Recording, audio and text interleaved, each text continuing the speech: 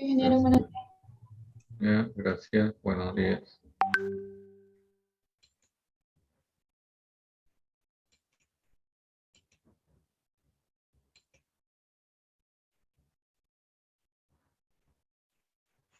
Antes de continuar con el desarrollo de la materia, les quiero dejar un ejercicio para que este fin de semana usted haga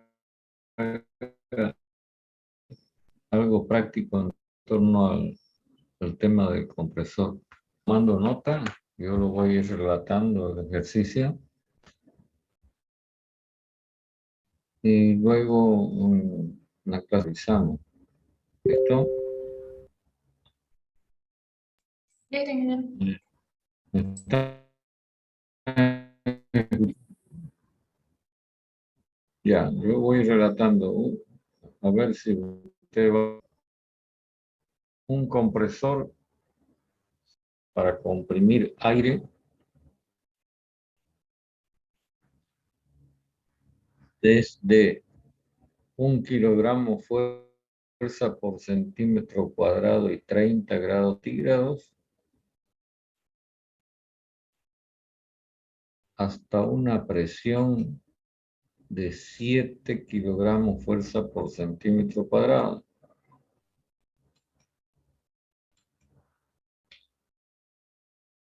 Póngale coma, a razón de 100 litros por minuto medidos en la entrada. 100 litros por minuto medidos en la entrada.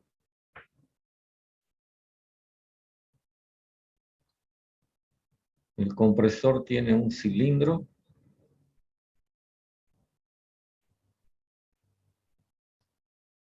y funciona a 1500 revoluciones por minuto.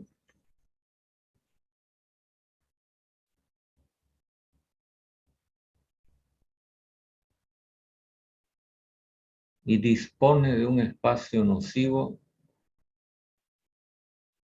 de 5%.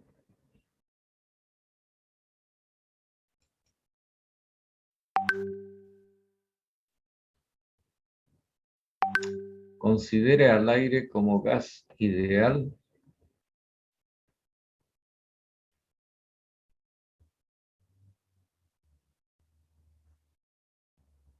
y también considere que el proceso de compresión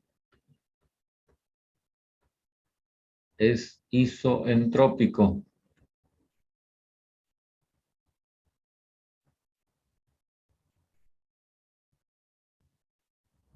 Determine la cilindrada del compresor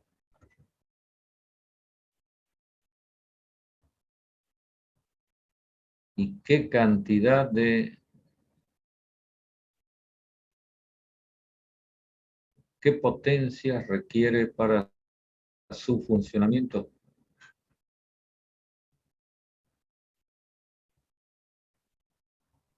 Bueno, creo que está toda la información. ¿Hay alguna duda? ¿Alguna pregunta?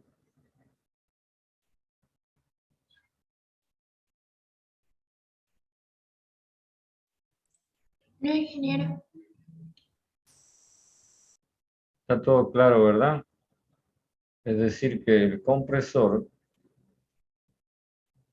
que estamos considerando va a ser un compresor en cuanto al proceso termodinámico que ejecuta ideal, por supuesto, aunque en términos, digamos, de construcción de la máquina, como tiene espacio nocivo, entonces estamos planteando una situación realista, ¿cierto?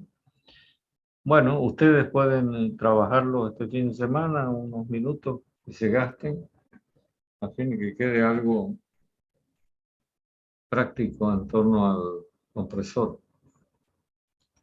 Bueno, antes de que yo pase al siguiente tema, quisiera saber si tienen alguna pregunta sobre compresores. Les recuerdo que el viernes de la próxima semana tenemos examen de los 3 temas avanzados.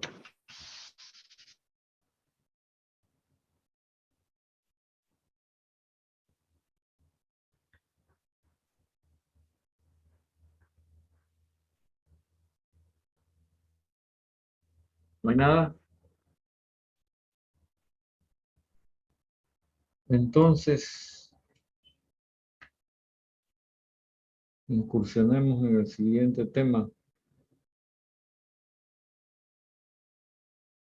que cuando hemos presentado la materia lo hemos titulado máquinas o motores de combustión interna.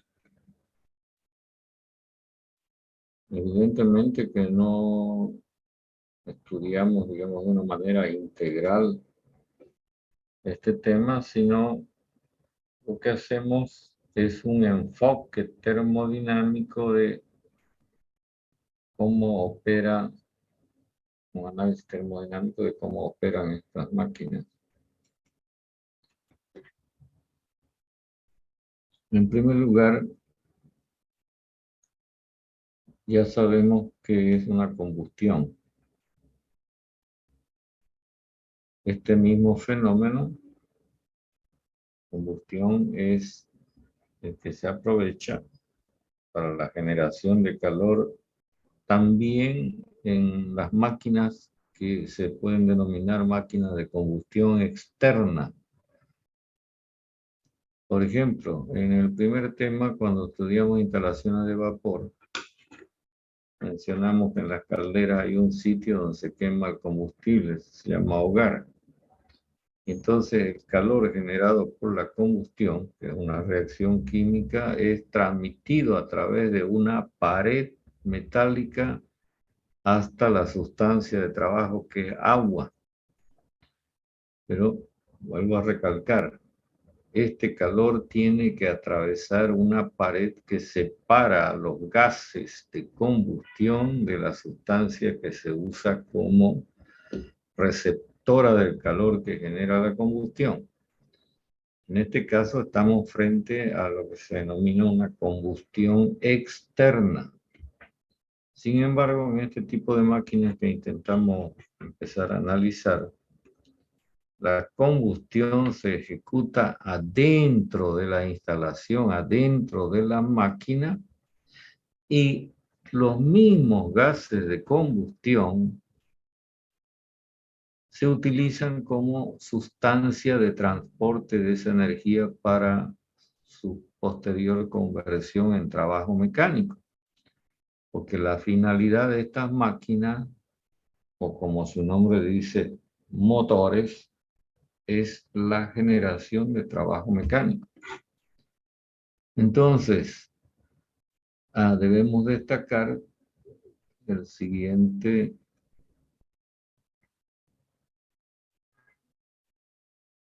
título, que es así.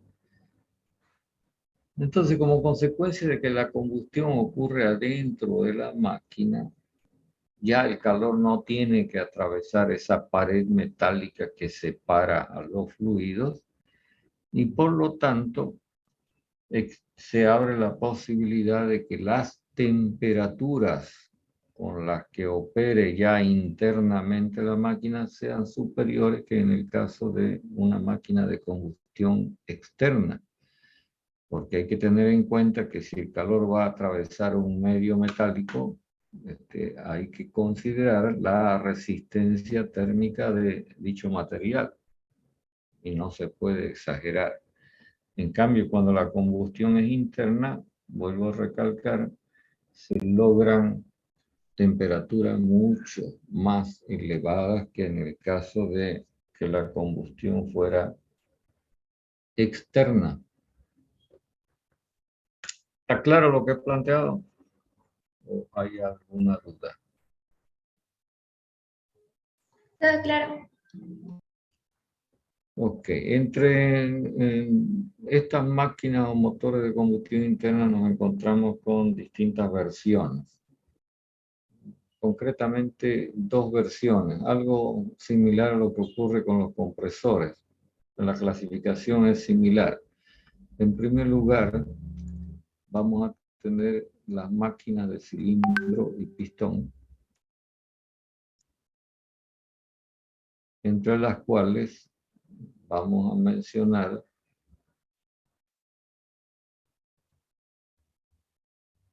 el motor Otto y el motor diésel, aunque existe una versión que es híbrida, que goza de las características de un motor Otto, pero también del motor diésel. Más adelante ya vamos a poder hacer este comentario y les voy a dar una referencia más concreta.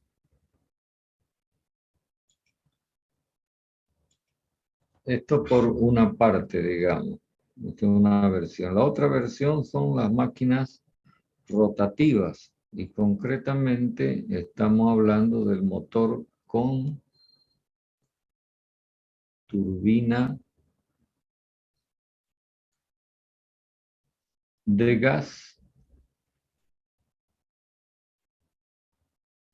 Fíjense que el principio de funcionamiento de la turbina es, digamos, universal, pero hay diferentes tipos de turbina.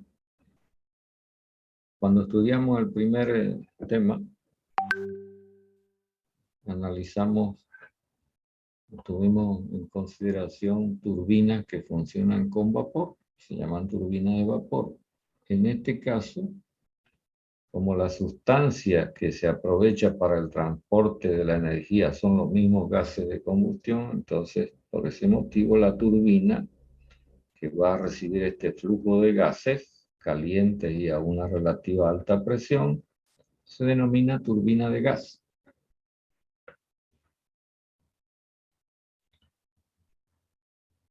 Seguramente ustedes tienen en su programa de carrera alguna materia en donde estudian estos motores. ¿Alguien me puede decir algo?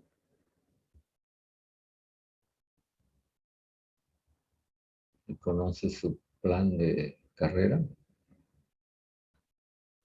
Sí, en la materia máquinas térmicas, turbomáquinas igual lleva algo, bueno, turbinas de gas y algo de turbinas de vapor.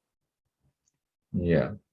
Bueno, entonces, como les dije al comienzo, lo que hacemos nosotros en esta materia, y lo que he venido repitiendo todo el tiempo, es simplemente un enfoque termodinámico del asunto, ¿no? Entonces, en esas otras materias seguramente ya harán un estudio integral de la máquina, diseño, operación, etcétera, pues, ¿no? Y esto seguramente este enfoque termodinámico les podrá ser de utilidad en las aplicaciones que encuentren. En el caso, y lo primero que vamos a analizar son las máquinas de cilindro y pistón, y digo, en este caso, tanto en el ciclo Otto como en el ciclo diésel, a estas máquinas se las suele denominar máquinas o motores de 4 tiempos, aunque hay una versión en el caso del motor diésel que se conoce como motor de 2 tiempos. ¿Por qué se llama motor de 4 tiempos? Yo no sé si alguien tiene idea. Simplemente voy a hacer una representación gráfica simplificada y ustedes van a poder notar de que prácticamente la infraestructura del motor es casi igual que la de un compresor, ¿no ven? Entonces, simplemente para orientar la cosa, en el caso del compresor dijimos que la máquina se la llama máquina de 3 tiempos. En cambio acá, la máquina opera con 4 etapas o 4 tiempos, que los voy a listar para que usted tenga, digamos, idea de lo que vamos a plantear más adelante. En primer lugar, el motor tiene que ser alimentado, se tiene que aspirar. ¿Qué es lo que aspira? En el caso de un motor, por ejemplo, Otto, que es el motor que funciona con este tipo de combustible que se llama gasolina o gas en su defecto, lo que normalmente y antes se inyectaba era una mezcla de combustible y aire. Ahora el sistema de alimentación se ha modificado y se utiliza el sistema de inyección, ¿cierto? No sé si alguien sabe acerca de esto. Bueno, Sí. no importa. No importa, esos son asuntos que lo van a estudiar ustedes cuando vean su materia específica. Entonces, una vez que se ha aspirado el fluido que se alimenta al motor, se lleva a efecto una segunda etapa que es la compresión. Es decir, se comprime ese fluido dentro de la cámara del motor, dentro del cilindro del motor. Como pueden observar, en esta etapa el motor está operando como si fuera un compresor, la máquina que hemos estudiado antes. Pero tiene otras cosas más que las vamos a mencionar a continuación. Como lo que se está inyectando es un combustible mezclado con aire, entonces de alguna manera se provoca que ese combustible entre en combustión, se llama ignición, ¿verdad? Entonces el combustible explota, se quema rápidamente, más o menos rápidamente. Diríamos que esa etapa corresponde a lo que se conoce en el motor como explosión, que va acompañada de una expansión de los gases, consecuencia de la combustión. Y finalmente, cuando ya se ha aprovechado la energía de esa explosión, mediante la expansión de los gases, que empujan al pistón, haciendo que el cigüeñal del motor gire, se da lugar a la cuarta etapa, que es la descarga de los gases de combustión. Esto es lo que uno puede apreciar que sale, por ejemplo, en el caso de los vehículos, el caño de escape, pues, ¿no? Si quieren, descarga o escape, ¿no? Así es. Ya, entonces salen los gases de combustión que fueron aprovechados durante la explosión, la expansión. Pero aún, como uno lo puede comprobar, en el caso de los vehículos, por ejemplo, que usan este tipo de motores, estos gases tienen una temperatura residual superior a la temperatura ambiental, lo que da lugar a que hayan posibilidades de que todavía se pueda hacer una recuperación de algo de energía de esos gases de escape. Son asuntos que ustedes ya lo van a ver cuando estudien su materia. Entonces, representando gráficamente lo que estamos describiendo, nos podemos encontrar con un tipo de gráfico representativo de cómo opera la máquina. Y voy a hacer un esquema similar al que manejamos con el compresor, pero esta vez se trata de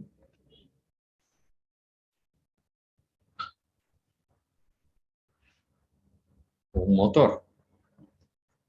Entonces debemos marcar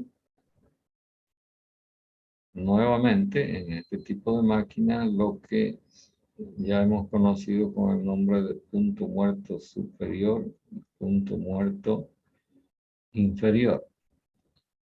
Y entonces toda la historia comienza cuando se da inicio a la aspiración. Y esto es parecido a lo que ocurre con el compresor.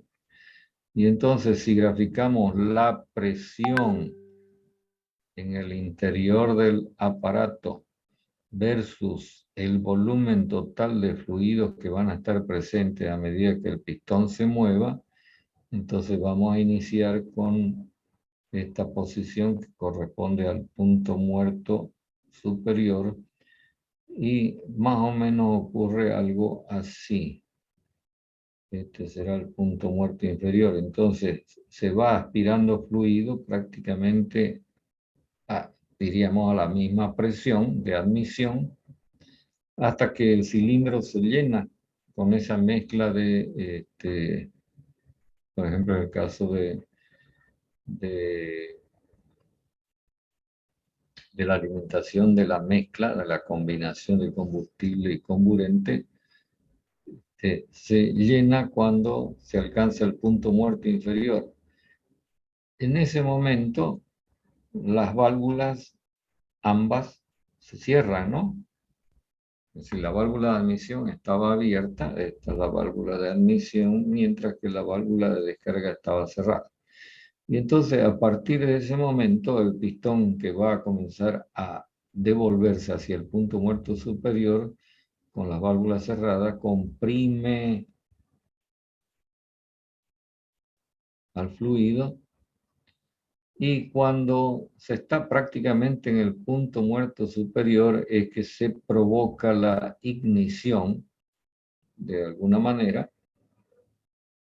Y ya vamos a plantearla más específicamente en adelante.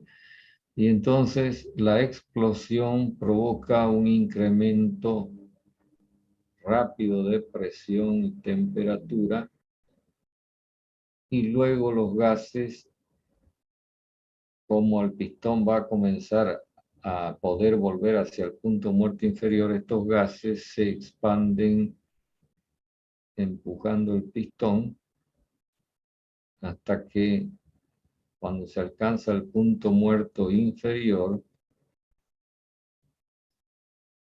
entonces se abre la válvula de escape o de descarga y se produce con un retorno de el pistón hacia el punto muerto superior.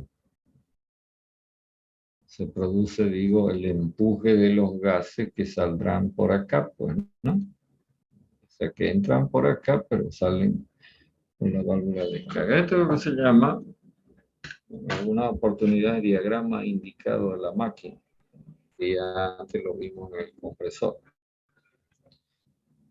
¿Cuál es la diferencia entre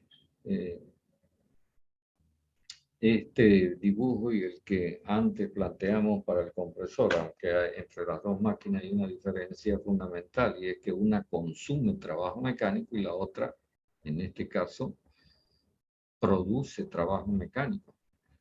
Como que efectivamente, fíjese, ¿qué representa esta área y qué representa esta área? Y ya lo sabemos, pues, ¿no? Representa trabajo mecánico. Fíjese que en esta parte superior, ¿qué signo tiene ese trabajo mecánico encerrado? Positivo. Positivo. ¿Seguro? Positivo. Es decir que en este caso, positivo, la máquina está produciendo trabajo mecánico que lo va a poder entregar al medio exterior. Mientras que en este otro, digamos, circuito inferior, ¿qué signo se tiene? Negativo. Se necesita trabajo para expulsar los gases. Sí, señor, negativo.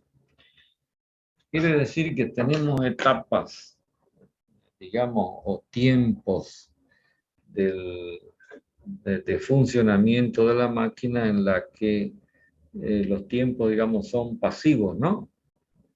Es decir, gastan trabajo mecánico, mientras que hay una etapa que es la que verdaderamente genera el trabajo mecánico, que es la etapa que corresponde a la expansión de los gases luego de la explosión. Bueno, creo que eso está claro, ¿verdad? Si W es negativo, entonces estamos así. En realidad, este trabajo negativo que aparece en el diagrama es el trabajo necesario para que los gases sean aspirados y expulsados, salgan de la máquina. Entonces, en ese momento, la máquina está gastando trabajo mecánico que seguramente es un trabajo mecánico retroalimentado desde el trabajo mecánico que se produce en la parte superior, digamos, del gráfico que tenemos a la vista.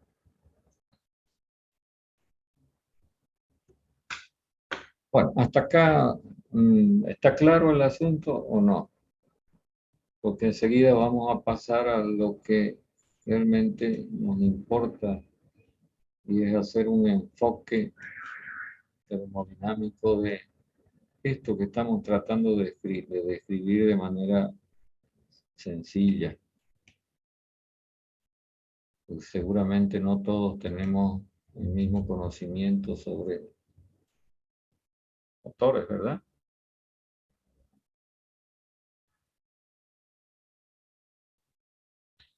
¿Preguntas?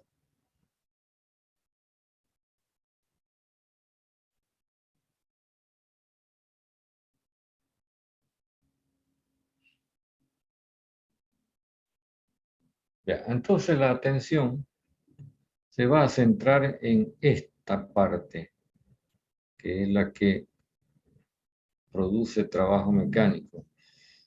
Y entonces el planteamiento que se hace, se lo hace a partir de una idealización de la máquina.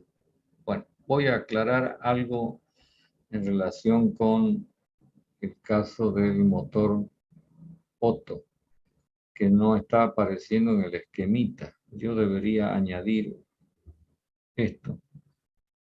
No sé si alguien sabe qué puede representar eso. La bujía. Una bujía, exactamente. Y es la bujía el elemento que produce la chispa que inicia la combustión. Ahora, el tipo de combustible en este caso del motor Otto es un combustible que se puede calificar como combustible liviano. Digamos que el combustible emblemático es la gasolina. Sería bueno que usted se empape con un poco más de información acerca de este tipo de combustible. En realidad lo que tiene que hacer es conocer o repasar, porque puede ser que ya lo hubiera visto antes en alguna de sus materias de estudio, acerca de los hidrocarburos, que en general son los combustibles que se utilizan en estas máquinas, tanto de combustión interna como de combustión externa, salvo, digamos, el caso de las instalaciones de vapor que funcionan con combustible sólido, ¿no? Acá estamos refiriéndonos concretamente a combustibles fluidos. Entonces, en el caso de este tipo de motores, la ignición necesita del concurso de este elemento que está incorporado en los motores, que se llama bujía. ¿Ok? Entonces, diríamos que es una combustión provocada por un elemento adicional a la máquina. Entonces, fíjese que el planteamiento que vamos a hacer a continuación consiste en lo siguiente. Vamos a asumir una máquina, pero cerrada, no abierta como esta, con entrada y salida, que imite esto que tenemos representado en la parte superior del diagrama indicado, como si fuera un ciclo termodinámico. O sea, vamos a idealizar un ciclo que remede lo que ocurre en el motor. Y entonces, de esta manera, resulta lo que vamos a denominar en más un ciclo Otto, pero dentro de la máquina tiene que operar alguna sustancia fluida.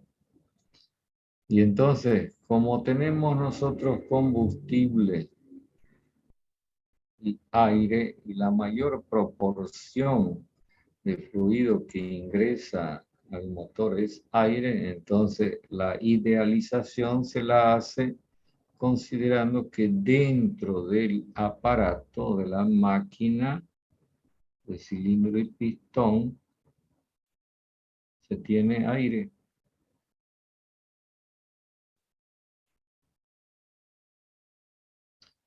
Fíjense que ahora no se necesitan ni las válvulas ni la bujía.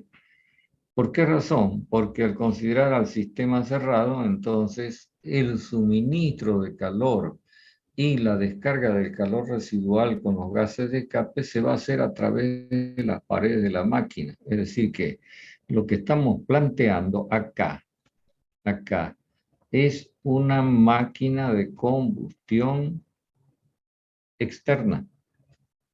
¿Comprenden lo que estoy diciendo?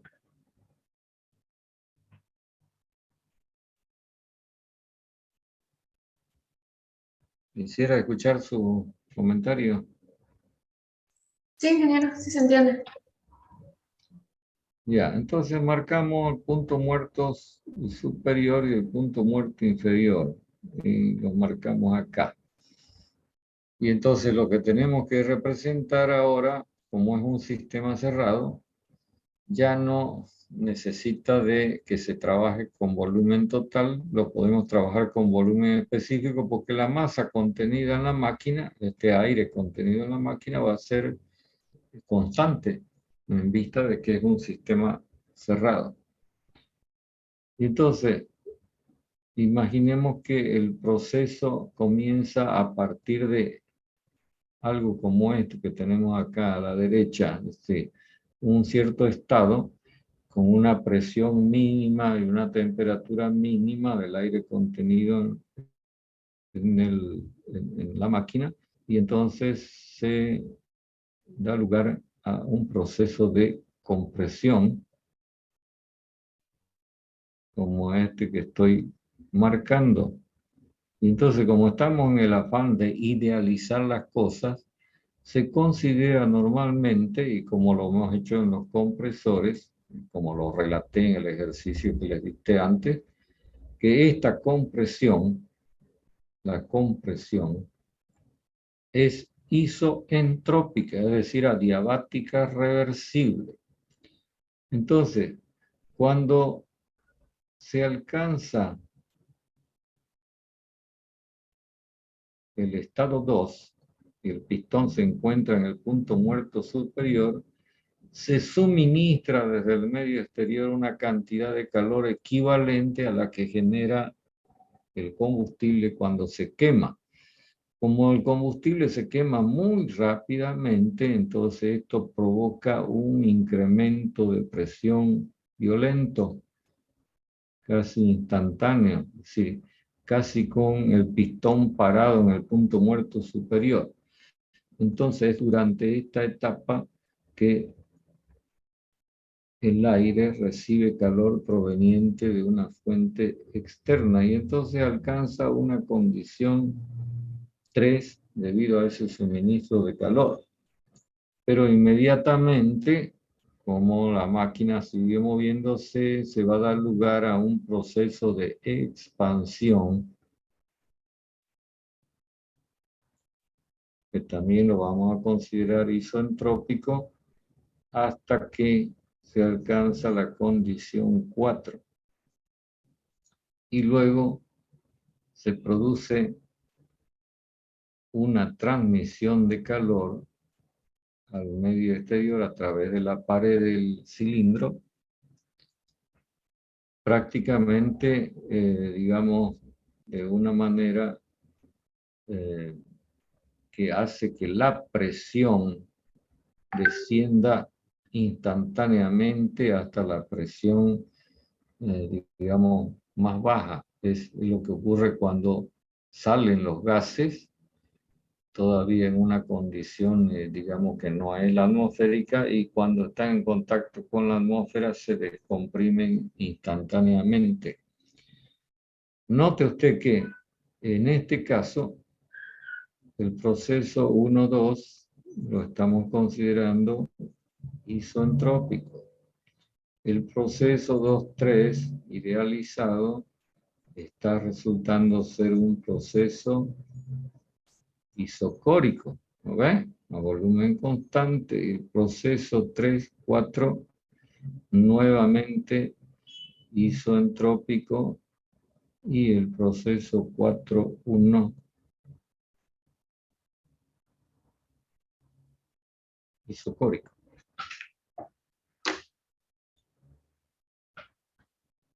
Bueno, pregunta hasta ahí, a ver si estamos cansados. ¿La fricción también produce algún tipo de calor que entregue calor al sistema? Por supuesto que influye, ¿no? Pero eso va a influir en, digamos, en el menor trabajo útil que puede entregar la máquina. ¿Comprende lo que digo, no? Porque con ese trabajo mecánico que genera la máquina hay que vencer la fricción. Entonces, lo que quede de saldo es lo que, digamos, además de lo que gasta para comprimir, para expulsar, para aspirar. Entonces, lo que quede es lo útil que produce el motor. ¿Me entiende lo que estoy diciendo? Sí, ingeniero, se entiende. Ya, es decir, que en definitiva, fíjese, para asentar bien la idea, la aspiración, la compresión y la descarga son etapas de consumo de trabajo mecánico. A esto hay que añadir la fricción, por supuesto, ¿no? Mientras que la única etapa que verdaderamente genera trabajo mecánico es la explosión, la expansión. Digamos que acá en el ciclo que estamos planteando, que se llama ciclo Otto, ya lo dije, corresponde al proceso 3-4. ¿Lo ven?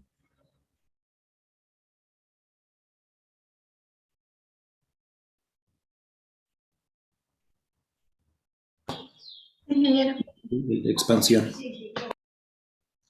Ya, y bueno, no queda mucho más tiempo. Los